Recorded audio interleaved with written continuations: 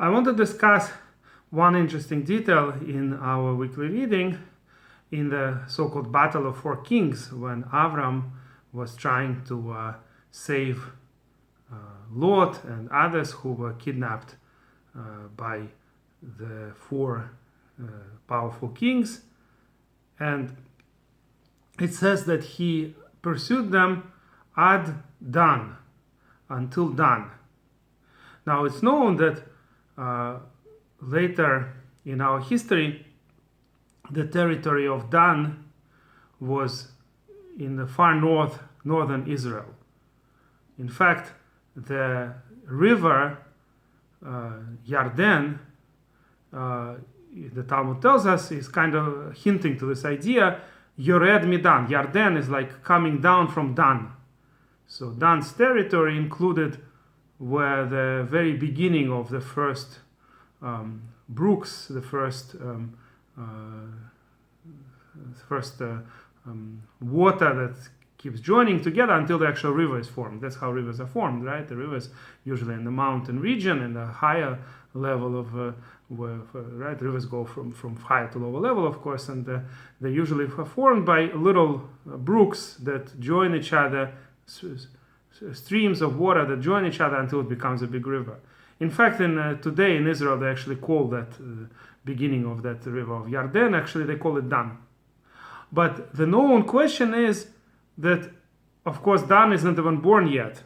Dan would be the great-grandson of Avraham, right? Avraham, Yitzchak, Yaakov, then one of the children of Yaakov is Dan. Moreover, the territories of Dan were originally what's called Gush Dan, by the way, in Israel today. It's originally where the Tel Aviv and Yafo are. Yafo is an ancient city mentioned in the book of Yonah, and Tel Aviv is actually mentioned in the book of Yechezkel about a different location in Babylonia, but literally it means the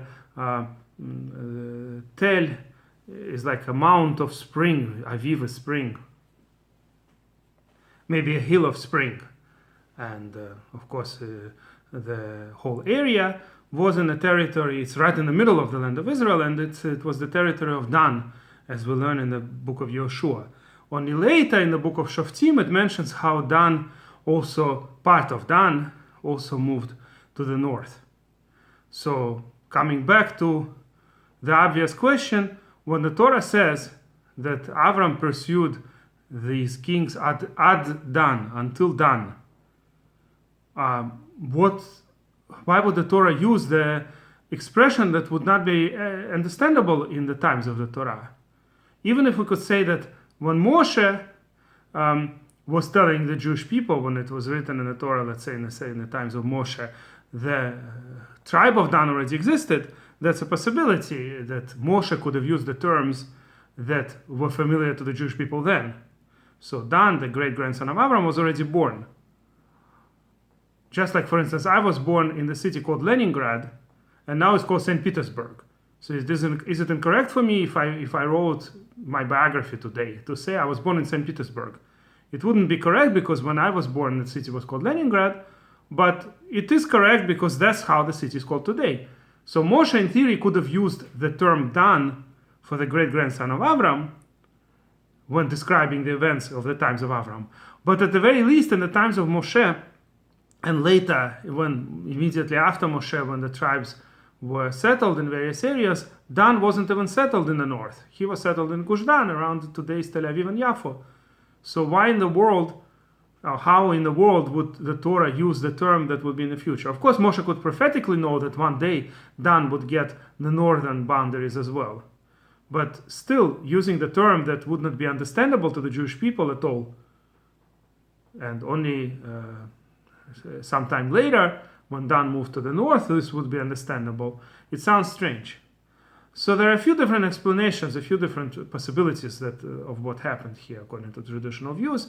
And that is one possibility, as Rav Yoel Ben Nun suggests, that the tribes already from the beginning, from the times of Yaakov, knew more or less where their locations would be. And in particular, the fact that the north would belong to Dan was a known fact. It wasn't something that just happened sporadically at some point that besides having the area of today's Tel Aviv, the Gush Dan, they started moving all of a sudden years later. But they actually knew that originally this was the area that was planned for Dan. I like the explanation that is given by two different independent sages. Apparently, they each came out with this explanation by themselves. We find that, of course, in science also. For instance, Newton and Leibniz independently invented what we call calculus today in English. In Russian, we used to call it mathematical analysis.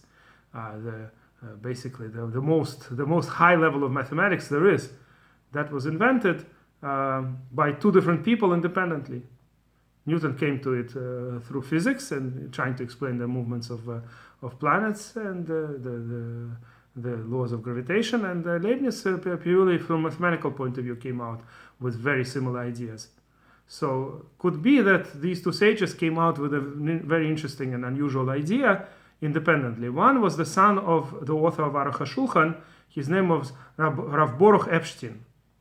I mentioned him in some of the other lectures. He died in the beginning of the Holocaust it was still not Mamash Holocaust, it was already World War II. He died in the ghetto of Pinsk. So he lived relatively recently, right? That would mean that he died some 80-something years ago. And the author of Aruch HaShulchan, his father, was a very important rabbi after the Mishnah Brura, after the author of Mishnah Brura, the Chofetz Chaim, Rabbi Yisroel Meir HaKohen. He's probably one of the most famous rabbis of his time. His book is pretty much available in every synagogue and most houses of Orthodox Jews. His son, the author of Torah Tmima, is a less known person. He is less studied than Aruch HaShulchan, but he's also well studied. I think I read somewhere that Lubavitch Rebbe used to use the Chumash of Torah Tmima, the edition of Torah Tmima written by Rabbi Boruch Epstein, for when he was following the Torah reading in the synagogue. So you could imagine that Rabbi Rebbe was certainly a very, very knowledgeable person, but still found useful to use his writings. I actually started a series of lessons in my Russian shiurim, in my Russian lessons that I make a lot more lessons in Russian than in English. I started this year from Simchat Torah and on, learning the Parsha, the weekly reading, with the Torah Tmima writings.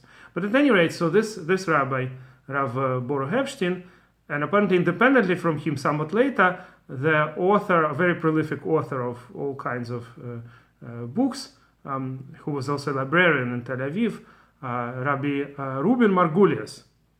They say that he had photographic memory and he has lots of very interesting ideas. I also quoted him quite a number of times, and also including in my English lessons. So those two people, those two sages, came out with a very interesting idea. We find already in the much earlier writings, in the times of Rishonim, that sometimes in the Torah, one word could apply to both the end of the previous sentence and beginning of the next sentence. So a sentence should be read.